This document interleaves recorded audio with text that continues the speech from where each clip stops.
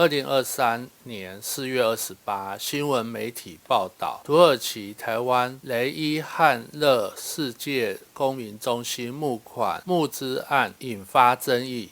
时代力量立委邱显智4月28日召开新闻记者会，指出，卫福部已经正式发文裁定2021年上架的土耳其台湾中心集资案违反公益劝募条例。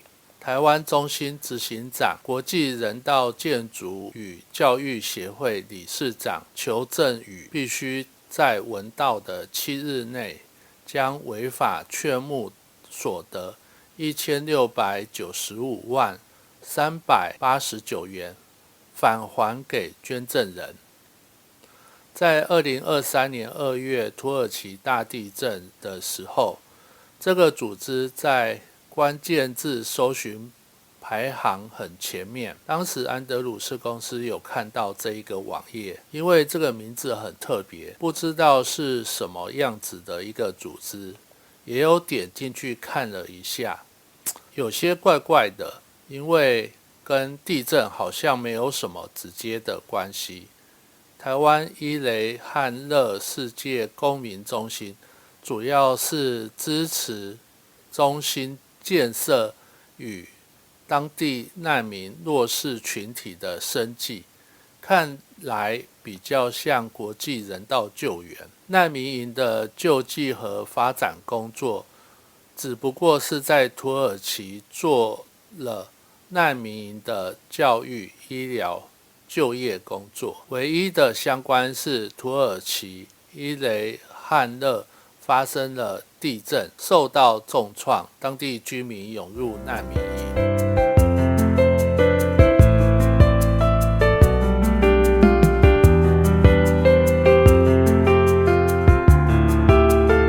嗨，我是义务社公司安德鲁，我们来谈一谈台湾公益劝募条例。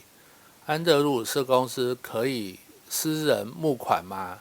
如果可以的话，皆有在路边向往来的人乞讨，需要申请吗？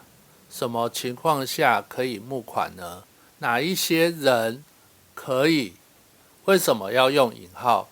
因为代表不同的意思，因为这些人不是真正的人。难道是鬼吗？等一下告诉你。在回答问题之前，要来谈一谈一个公益劝募条例的历史。大家知道吗？我国哪一年有劝募行为之辅导规范的相关办法呢？答案是我国在民国31年就订定统一劝募运动办法，42年修正公布。经过了53年的时光，直到民国95年4月25日，立法院第6届第3会期的第10次会议中完成3读，于95年5月17日总统公布公益劝募条例，在108年12月13日修正，109年元月15日公布。公益劝募条例有4个重点。第一，公益是指针对不特定多数人的利益。第二，公益劝募只能有4种人发起。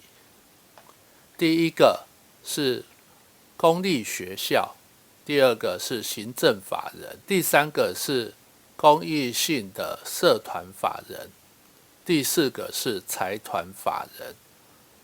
连政府机关只能在遇到重大灾害、国际救援的时候才能够发起劝募。公益劝募条例不管政治活动或宗教活动的募款，如果你要盖庙，你在教会有11奉献，教会或庙宇是不需要特别做申报劝募条例的。第三，劝募活动是申请制，有限定用途，活动期间最长是1年。第4，捐款可支活动花费，要征信，有罚则。当国际性灾难发生的时候，为什么非营利组织特别爱进行劝募呢？因为捐款可以支持活动花费，对于很多大型的组织来说，本身就有单位处理劝募的工作。以新闻中的违法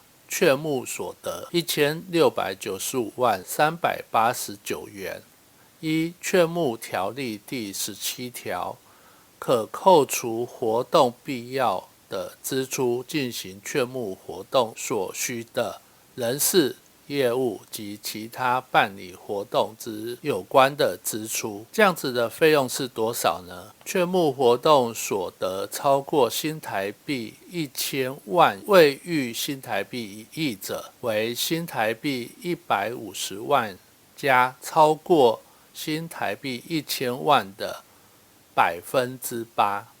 所以呢，150万加上括弧695万乘8%，等于150万加55.6万，等于205.6万元，可用于人事费、业务费以及其他办理活动有关的支出。205万也是不小的一笔钱哦。这对于团体而言，本来就在推动难民营的工作，地震来了，附带的风向就推向捐款的高峰。时代力量立委邱显智说，本案违法的事实非常明显，没有经过申请取得劝募字号，也没有合法的发起团体，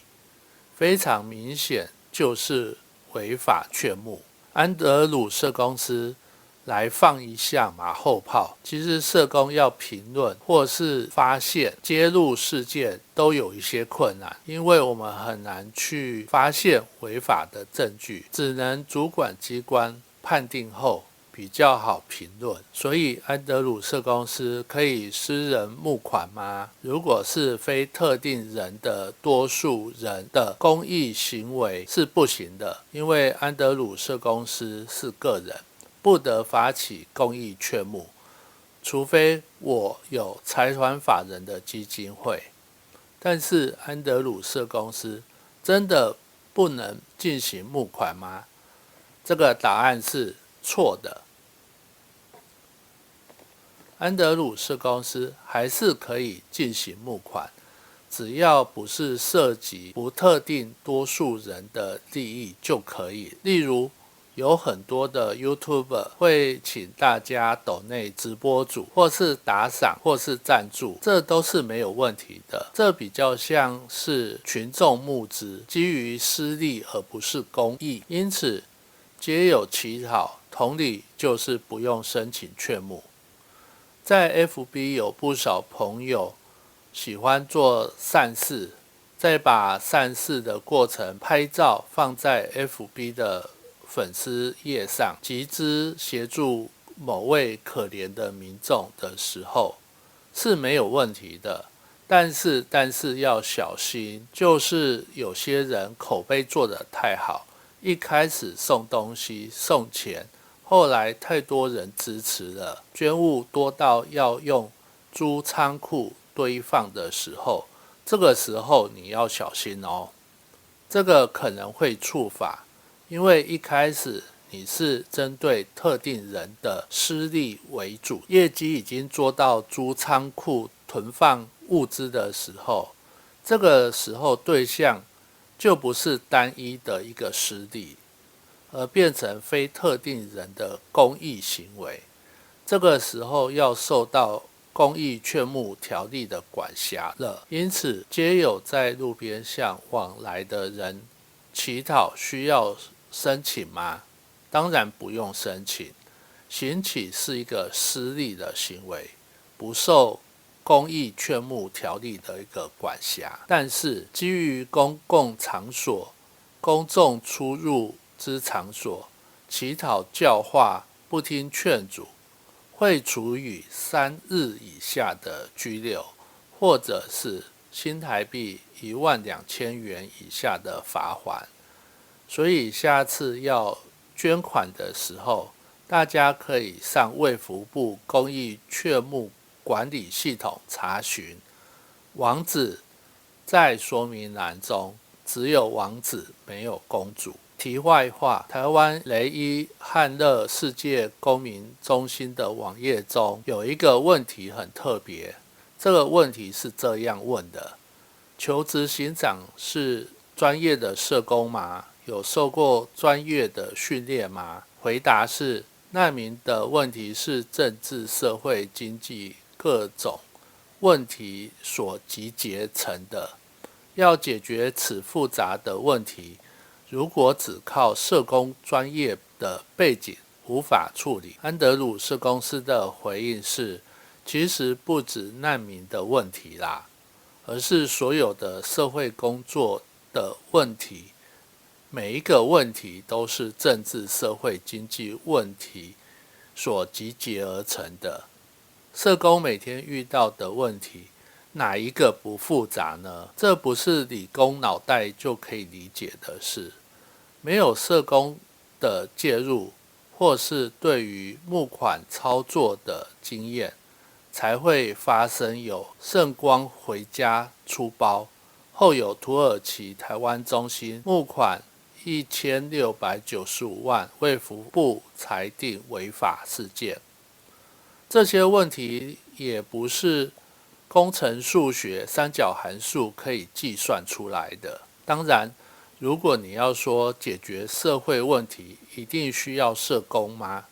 当然未必。如果你对于本国的法令非常熟悉，而且你是这方面的专业，那没有什么问题。像2006年诺贝尔和平奖得主穆罕默德·尤纳斯，他是一个经济学家，也是个教授。他在1983年在孟加拉创办孟加拉乡村银行，向来以提供微额的贷款给穷人，这让他获得诺贝尔和平奖。因为他的银行立基在自己的专业上面，如果遇到社会工作的问题，不在地化的社工方式处理，就会产生危机。当然不需要全部依赖社工的处理，没有社工千万不行。如果你想要抖内安德鲁社公司，就不用客气啦，只是我现在还没有开放盈利，所以你可能也没办法抖内我。最好抖内我的方式就是按赞、订阅、开启小铃铛，分享给有需要的朋友，帮助更多人能够认识社会工作。我是义务社工师安德鲁。